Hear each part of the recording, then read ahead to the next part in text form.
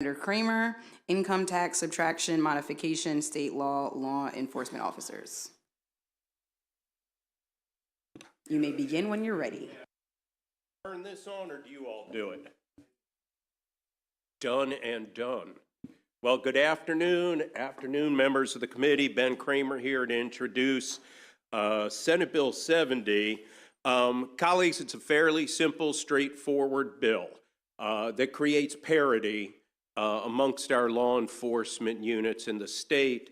Currently, we provide an income tax subtraction modification for various law enforcement at the state level as well as at the local level.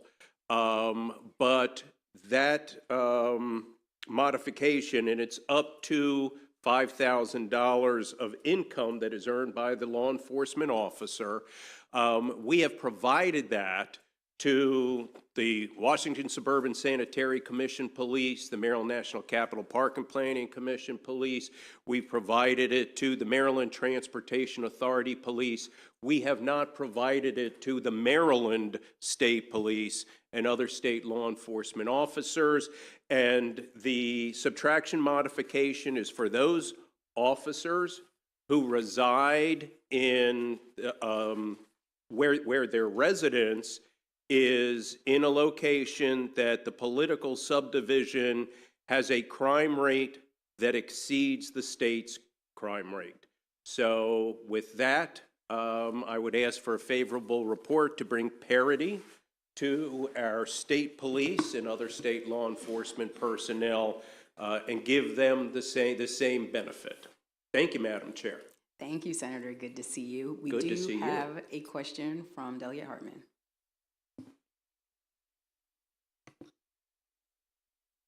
Thank you, Madam Chair. So interesting, you're using the word parity in the bill, and I'm looking at it, and it says certain political subdivisions, certain crime rates, and so forth. So it looks like it's being very selective or discriminatory. Help me understand the parity part that you're referring to. Okay, happy to repeat all of that.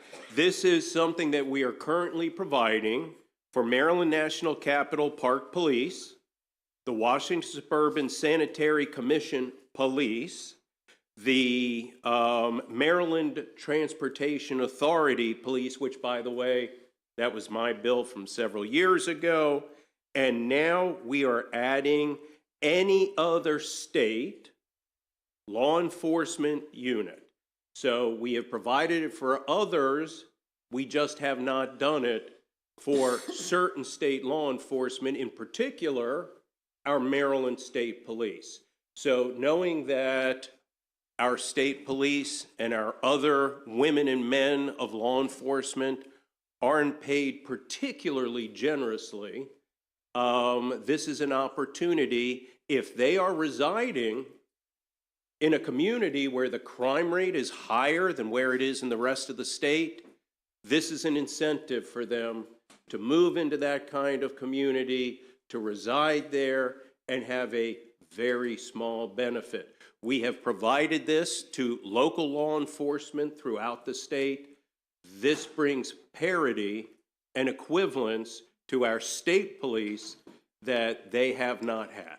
So the other agencies are getting the credit, it's based on crime rate and everything else, or is it just level across the board? Same requirements, same standards. Okay, thank you for your answers. Nope, thank you for the question. Thank you, Delegate. Delegate Buckle. Thank you, Senator. So, Hi, Delegate Buckle. how are you, my friend? So, I think you very clearly established that this bill predominantly relates to only providing this benefit to the state police. I would note that the Senate has chosen not to advance the nomination of Governor Moore's appointment for the superintendent of the state police. And there seem to be quite a few stories that emerge over the last few years about problems within the state police. Do you have any concerns about those issues in juxtaposition to providing additional benefits for members of that agency, given the status of where the Senate seems to be about the direction of the agency? Thank you for that question. It really has nothing to do with the bill at hand. I do not serve on executive nominations, so I am not involved with whatever process is happening within that committee in the state Senate. What I would repeat and reiterate is that the hardworking women and men in law enforcement at the state level would simply have the same benefit that we are providing to other state-level law enforcement. And it's not just the Maryland State Police. It's would apply, for instance, to Department of Natural Resources Police. Whatever other state agencies have not been given this opportunity, it would provide for them to also take advantage of this very small, but what could be meaningful based on their salaries, tax benefits. So that leads me to a second question about maybe even the underlying policy. I haven't really looked at that before, but the bill talks about you get the benefit if you live in a jurisdiction where the crime rate exceeds the state's crime rate. Can you tell us what jurisdictions are they? And why would those jurisdictions feel that it would be important to have state police officers who don't actually police their community, but maybe assigned to a barrack an hour away? I live in Western Maryland. A lot of our police officers live in Western Maryland, and they serve in Rockville. They serve in Prince George's County because of the way their schedules are set up. They can drive and do a 12-hour shift and drive home at night and not work for a couple more days.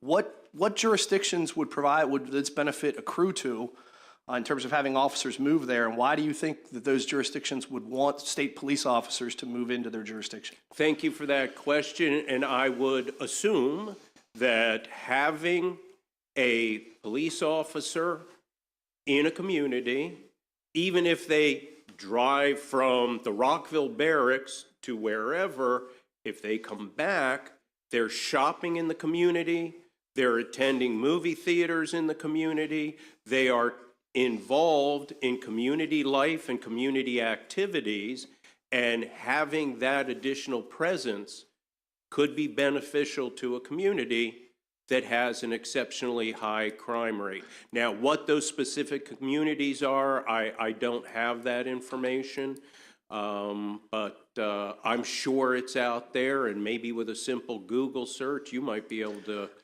get a handle on that. But one of the interesting things is we have this dichotomy about crime rates. We just say crime rate in the state, and there's some jurisdictions that report their crime rates differently. Is it based upon the FBI statistics? Is it violent crime? Because you could have some communities that have a very high crime rate, and then those community leaders say our crime rate really isn't violent crime, it's because we're poor and we have a higher propensity of theft or minor property crimes. Does that then make them a high crime rate district that this would accrue to?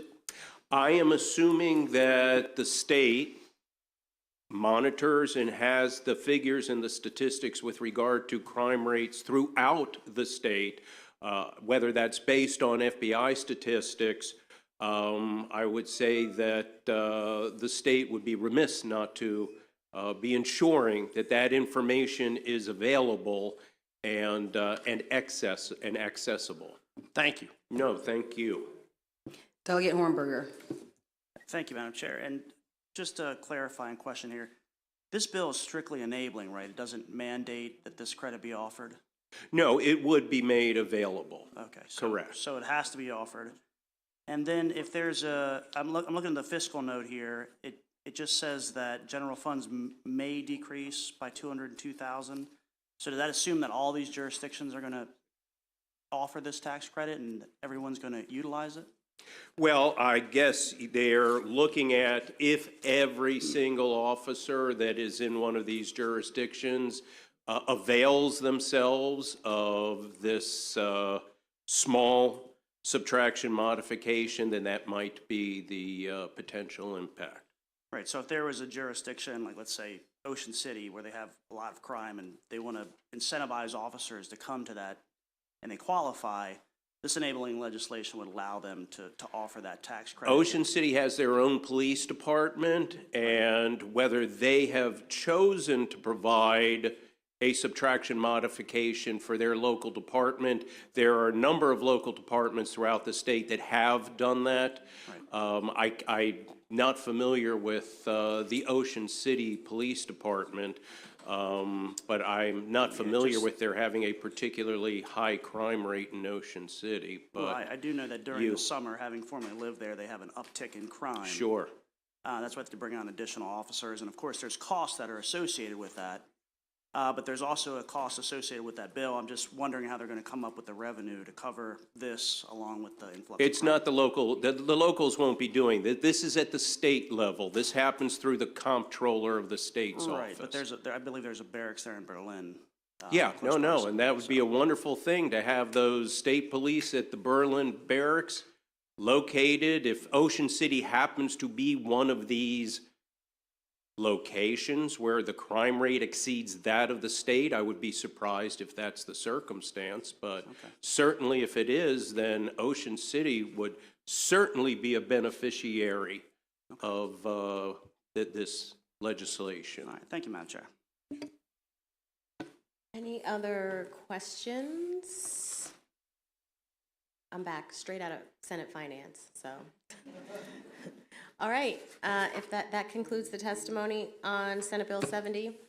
Good to see you, Senator Kramer. Thank you, Madam Chair, and thank you to the committee for all your inquiries. Senate Bill 53, Senator Kagan. Welcome back. Thank you, Madam Chair. Great to be back and with my friends in Ways and Means. Cheryl Kagan, very proud to be the senator for Gaithersburg and Rockville. This is the tiniest amount of money that has the biggest impact. For those of you who weren't here, in 2017, we created a program called NIMBLE. It's the nonprofit interest-free micro bridge loan. Every one of us has important nonprofits in our district. This is important statewide. And too often, government, federal, state, county, or municipal government takes too long to pay their bills.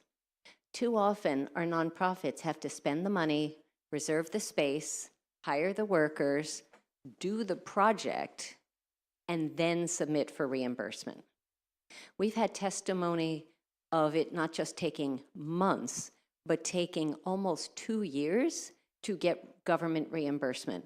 And most nonprofits operate on a shoestring budget, and they don't have the ability to float for the government. It's absurd, and it's disrespectful for the important work they do in our districts. So whether it's the arts or homeless, battered women, literacy councils, they make a difference in our communities every day. So NIMBLE offers up to $25,000 interest-free if you are waiting on a government grant or contract. So it's not, we always get a bunch of money from this foundation this time next month. It's not, well, we have our annual gala coming up and we're going to raise a lot of money. It's not that. It's if you have guaranteed government funding that hasn't yet been paid out. So this was in 2017. This was supposed to be a one-time $1 million revolving loan fund. Put that money in a bank account, and because the nonprofits would be reimbursing the fund as soon as they got their government money, it would be amplified, the impact would be there, and we would never need more money. Well, that year, it turns out that the budget folks, bless their hearts, were looking for money in the seat cushions and anywhere they could find it to make the budget work. And they ended up taking virtually everything from the $1 million. We were able to launch the program when Maryland Nonprofits was able to find $187,500. Teeny tiny. And with that, the Department of Commerce has been able to launch this program and give grants, interest-free loans to all sorts of nonprofits that got to take a deep breath and not worry about meeting payroll. There was a woman who testified that she had to get a second mortgage on her home because she hadn't gotten her funding in time. So these NIMBLE grants are making a difference. This bill simply would try to get us to the $1 million that we have been trying to get since 2017. And we have been nickeling and diming and trying to get the funding.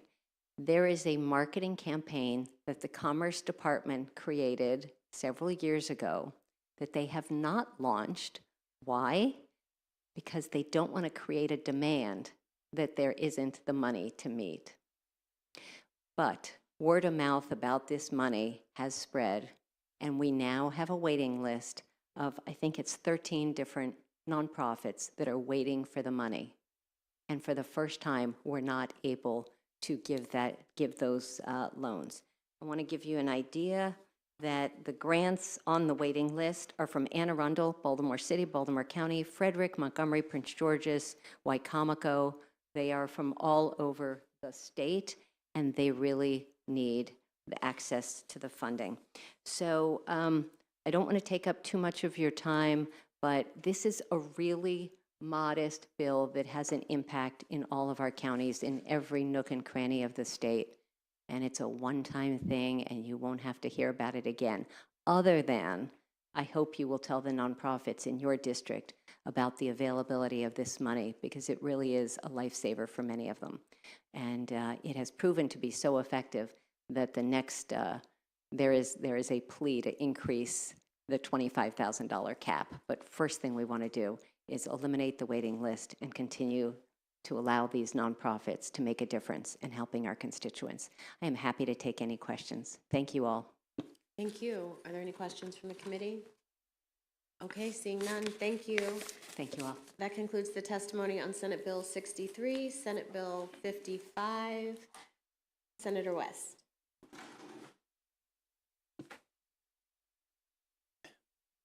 Good afternoon, Madam Chair.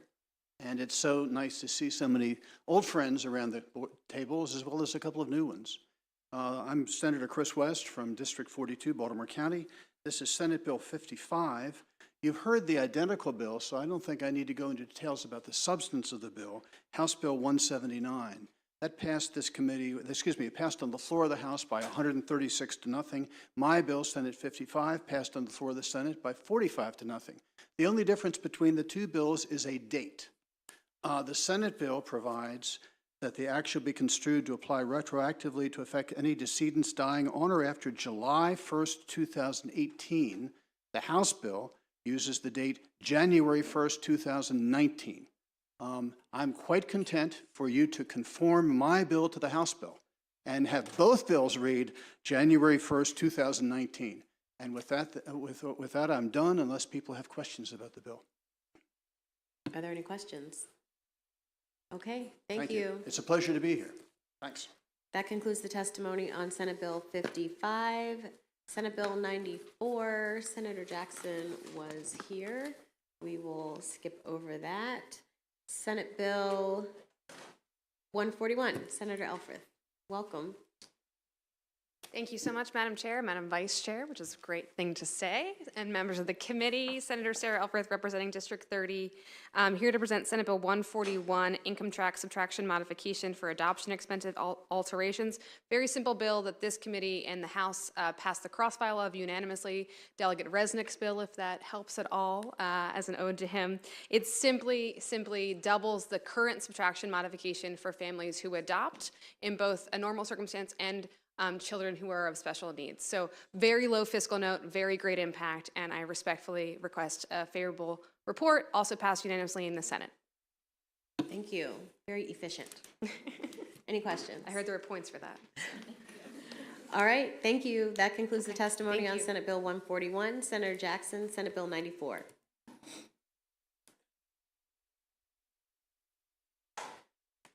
Good afternoon, Madam Chair, Good to see you. Madam Vice Chair, members of the Ways and Means Committee, Senator Michael Jackson on behalf of District 27, and also in my capacity here today as the Senate Pension Chair. Senate Bill 94 is a very simple piece of legislation that increases the income tax subtraction modification for qualifying volunteer fire, rescue, and emergency services personnel. This bill before you has been amended to also add police auxiliary officers. As we have studied our bills over the years, we have excluded, unfortunately, on some of our subtraction modifications, some of the other folks who volunteer their service. Currently, the subtraction modification is $7,000 for tax year 2023. This legislation raises that to $10,000 beginning in '24. In recent years, our first responders have faced challenges and dangers And look, let's face it, ladies and gentlemen, it's a tough enough job in public safety when you're getting paid.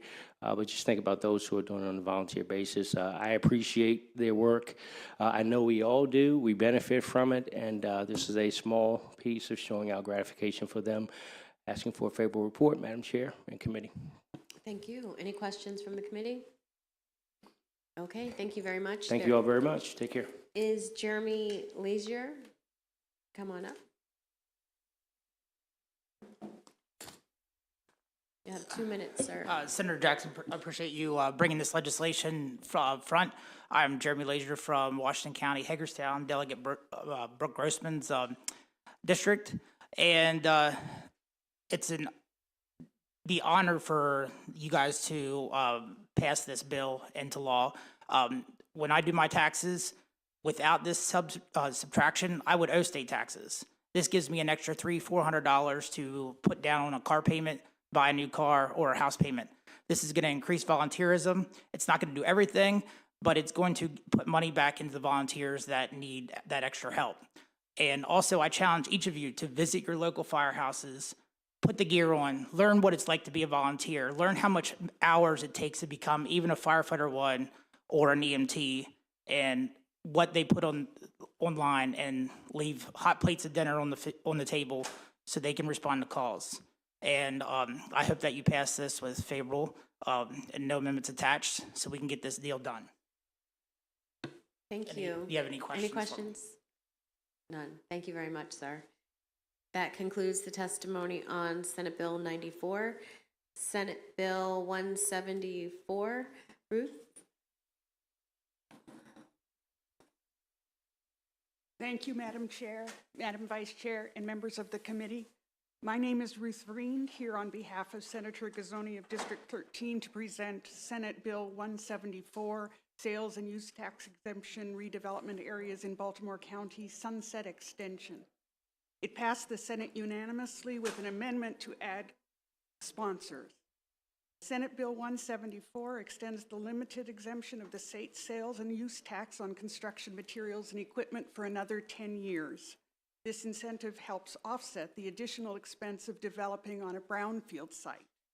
An extension is needed to help continue the momentum that has been created and to provide stability and certainty to the next major phase of redevelopment, which was announced last October. Your committee has already heard the cross-file of this bill, House Bill 237.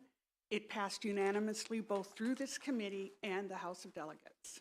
Thank you, and we ask for a favorable report on Senate Bill 174. Thank you. Are there any questions? Okay, seeing none, that concludes the testimony on Senate Bill 174.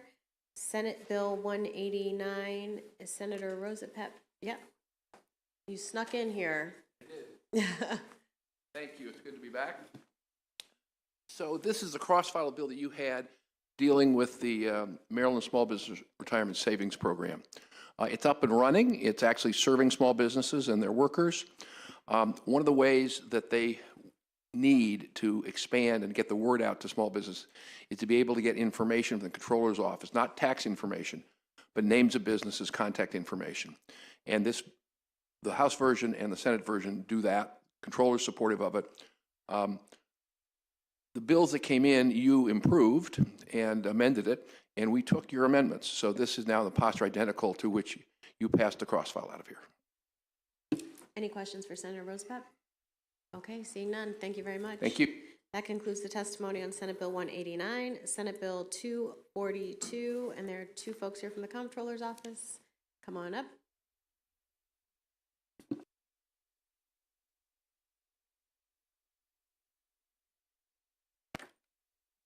Good afternoon.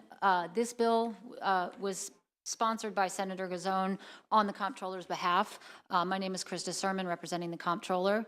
Senate Bill 242 is a technical correction to the Work Opportunity Tax Credit. The statute currently references the federal credit allowed under Section 51 of the Internal Revenue Code. We would like to change the reference to Section 38 of the Internal Revenue Code. The credit is actually allowed under Section 38 and calculated under Section 51 for most businesses. Nonprofits, however, calculate the credit under Section 3111. So for clarity and accuracy, we're requesting this amendment and, this bill and request a favorable report. Thank you. Are you just here for questions? Any questions? Well, we got all those hard-hitting questions for you.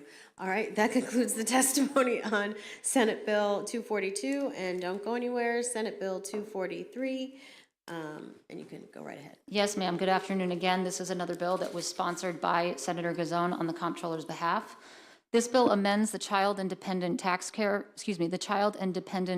Tax Credit in Tax General Article 13-716 to restrict it to Maryland residents only. The credit is the lesser of 32% of the federal credit or the state tax liability. However, in 2019, this credit was made refundable for certain lower income taxpayers.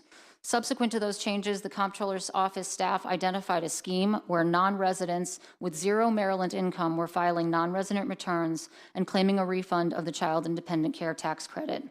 These non-residents had zero Maryland tax liability and, in fact, no connection to Maryland whatsoever. But based on the language of the statute, they were able to file a return claiming the entire amount of the refundable credit.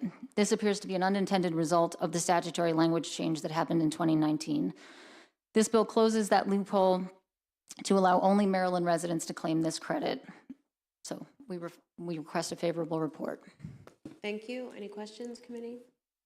Okay, seeing none, thank you very much. Thank you. That concludes the testimony on Senate Bill 243. Senator Zucker, Senate Bill 312. Thank you for being patient. Madam Chair, I'll wait all day if you pass the bill. Madam Chair, Madam Vice Chair, it's great to see you. It's also great to see my teammate, Delegate Miracle North. Madam Chair, Senate Bill 273 is in the same posture as House Bill 346 that passed unanimously, tax clinics for low-income Marylanders, and I ask for a favorable report. We like that. Any questions for Senator Zucker? Yeah, Delegate Ebersol. Do you know anyone who has a birthday today, Senator? You know, again, if this bill passes, it's my birthday. There you go. Thank you, Delegate. Appreciate Happy it. birthday! Thank you, Madam Chair. Thank you. Thank you. I couldn't think of a better way to spend it than with you all, you know? Right. Okay, thank you. We ask questions. Thank you. All right, thank you very much. That concludes the testimony on Senate Bill 312. Senate Bill 333. Senator, oh, come on up.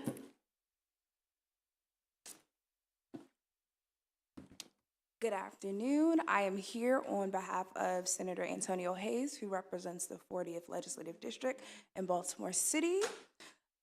This bill, Senate Bill 333, is in the same posture as House Bill 471, which passed unanimously in this committee and in the House chamber. It was held by your very own Delegate Attar. So it's the same exact posture. For a refresher, it extends the termination date of the Regional Institution Strategic Enterprise Zone program by 2 years to January 1st, 2030. The bill also extends the duration of the RISE zones duration from 5 years to 10 years and removes the limits on the number of zones that may be designated in a single county or municipality. The bill alters a related definition pertaining to the Maryland Economic Development Corporation by including RISE zones. The Department of Commerce, in consultation with specified stakeholders, must study the effectiveness of RISE zone programs and must report recommendations to improve the effectiveness of the program to the General Assembly by December 15th, 2024. I urge a favorable report. Okay, are there any questions? I don't think it's in the same posture, so we'll have to take, it is? Yeah, it's not in the same posture, so we'll have to look at that. But you could just let the senator know that. I will, thank you. Okay, thanks. All right, that concludes the testimony on Senate Bill 333.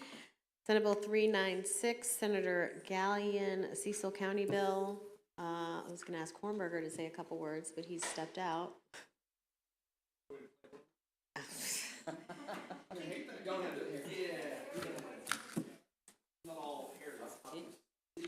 Okay, we'll just wait.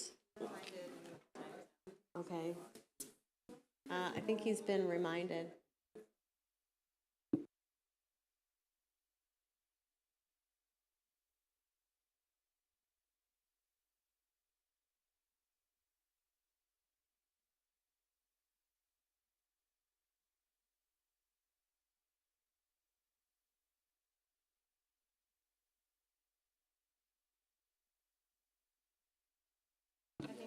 come on up. We are waiting for you. All right, Senate Bill 396. Good afternoon, Madam Chair, Madam Vice Chair, committee members. For the record, Senator Jason Gallion here representing the Cecil County Senators to introduce Senate Bill 396. This bill alters the voting membership on the Upper Shore Regional Council so that Cecil County's voting members will be the county executive and 2 members of the county council. This is being done to update since Cecil became a charter county, no longer have commissioners, so this would be updating that law to bring them in line with where they should be. So we have support of Cecil County government, the Cecil Senate delegation, and the Upper Shore Regional Council. So I'd ask for a favorable report on Senate Bill 396. Sorry, I'm out of breath. I know, you must have ran all the way over here. What about the Cecil County House members? Did they hear this and have a comment on it? I believe they have a house that was offered by the delegation chair that's in rules still. I don't know why it was turned in so late. You'd have to check with him. Who was that? Hornberg, Delegate Hornberg. So there is a cross file, but it's sitting in rules right now. So also this passed unanimously in the Senate. Okay, thank you. We're all waiting for Great Wolf Lodge to open up, by the way. All right. Look forward to having you there in I'm coming. Perryville. Bring some more commerce in there. So we'd love to have you all visit. I'll be there with my 3 kids. All right. All right, see ya. Thank you. All right. Thanks. That concludes the bill hearings for today, folks.